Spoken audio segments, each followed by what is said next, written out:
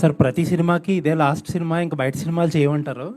ఎందుకు అంత ఎక్సైటింగ్ ఇంకో సినిమా ఇది పట్టుకున్నారు? ఇది బయట సినిమా కాదు, నా సొంత సినిమానే. అండ్ నా బ్రదర్ ఆయన. సో అండ్ పోలికలు కూడా ఒకేలా ఉన్నాయా? సో బట్ అంటే ఇది కంటెంట్ వైజ్ నేను ఆల్మోస్ట్ నేను ఇందాక స్పీచ్లో కూడా చెప్పినట్టు జూన్ అప్పుడే ఇది స్టోరీ నుంచి ట్రావెల్ చేస్తున్నాను. బట్ ఇయర్ సొంతంగా మన ప్రొడక్షన్లో 3 సినిమాలు అయితే వస్తాయి. ఎప్పుడా అనే రోజు అతి త్వరలోనే ఉంది. అండ్ సుహాస్ గారు, హ్యాపీ ఫర్ యూ అండి. తమిళ్లో కూడా డెబ్యూ చేస్తున్నారు. ప్రామిసింగ్ కాంబినేషన్ అది. థ్యాంక్ యూ సో మచ్ అండి. ట్రైలర్ కూడా టీజర్ కూడా ఇంప్రెసివ్గా ఉంది. థ్యాంక్ యూ సో మచ్ అండి. అండ్ కొంచెం మీ కెరీర్ వెనక్కి వెళ్తే ఎందుకు ఈ మధ్య అంటే చాలా ప్రామిసింగ్గా స్టార్ట్ అయ్యారు మీ సినిమాలు, అంటే మినిమం గ్యారంటీ ఉండే ఒక టైంలో. అవునవును. ఎందుకు ఈ మధ్య కాలంలో కొంచెం ఇబ్బంది పడుతున్నారు? అదే మంచి సినిమా చేయకపోతే ఇబ్బంది పడతామండి ఆబ్వియస్గా. అదే ఎందుకు చేయలేకపోతున్నారు? కుదరలేదండి, ఇంక అన్నీ పడవు కదా లక్కీగా. ఇదైతే నమ్మకంతో ఉన్నాను, ఇంక పోయిన దాని గురించి మాట్లాడటం ఎందుకని. ఆల్ ది బెస్ట్ అండి. వంశీ గారు, గోకు సార్. అండ్ ఈటీవీతో కలిసి కొద్దిగా థియేటర్కల్ సినిమాలు కూడా ఏవో చేస్తున్నారు పార్ట్నర్షిప్లో అని తెలిసింది. అవునవును, ఒక 2 మూవీస్ ప్లాన్ ఉందండి. నెక్స్ట్ మంత్ అనౌన్స్మెంట్ ఉంది. ఫెబ్లో అనౌన్స్ చేస్తాం. అంటే ఇప్పుడే ఇండస్ట్రీ అంతా ఓటీటీ బిజినెస్ కాకుండా థియేటర్కల్ బిజినెస్ని మాత్రమే దృష్టిలో పెట్టుకుని సినిమాలు చేద్దామనే స్టేజ్కి వచ్చారు. మళ్ళీ ఓటీటీని ప్రొడక్షన్లో కూడా తీసుకొస్తున్నారు మీరు. అంటే వాళ్ళు కో ప్రొడ్యూసర్స్కి ఉన్నప్పుడు తప్పలేదు కదా. వాళ్ళు ప్లాట్ఫామ్ వైజ్ వాళ్ళే ఇన్వెస్ట్ చేస్తున్నప్పుడు వచ్చిన like they are putting in 50% అన్నప్పుడు వాళ్ళు they have equal right. Cinema like they are any other co producers అన్నట్టు. నెమ్మదిగా సినిమాలు కొనుక్కోవడం కంటే మేమే ప్రొడ్యూస్ చేసుకోవడం బెటర్ అనిపిస్తారు వాళ్ళ చేత మీరు. కార్పొరేట్స్ అంటే end of the day film makers ఎవరైతే ప్యాషనేట్గా ఉంటారో అది వర్క్ అవుతుంది.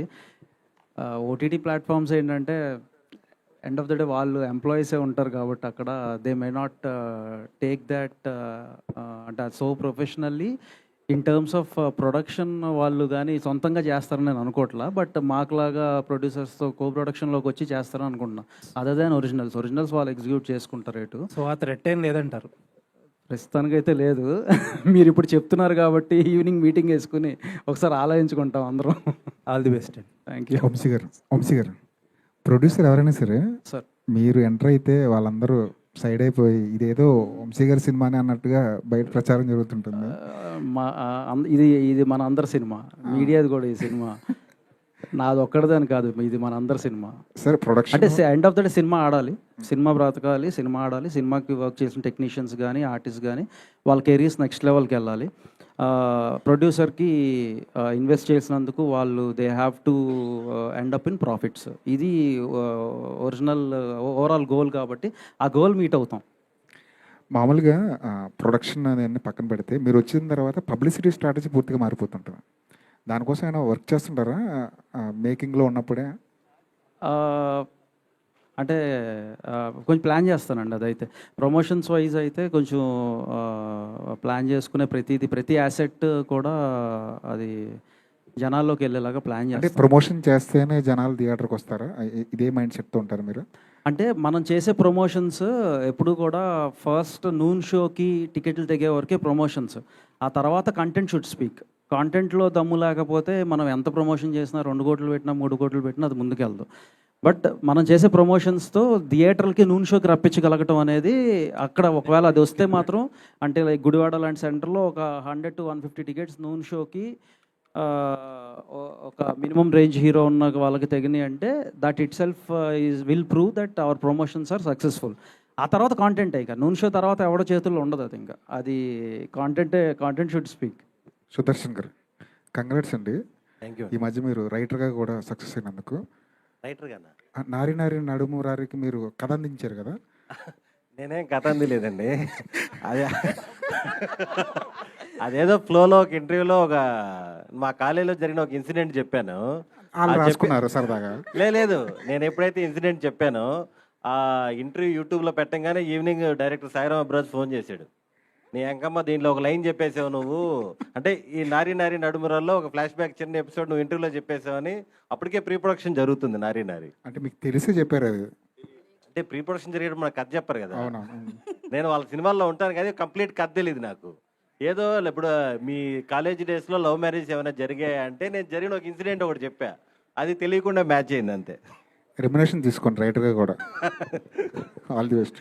సుహాస్ గారు, సుహాస్ గారు హాయ్ అండి. Hi bro. హాయ్ అండి. ఒక 1 year బ్యాక్, 1.5 year బ్యాక్, అంటే ఒక 2 monthsకో 3 monthsకో మీ సినిమా వచ్చేది, అంటే బాగా ఫ్రీక్వెంట్గా.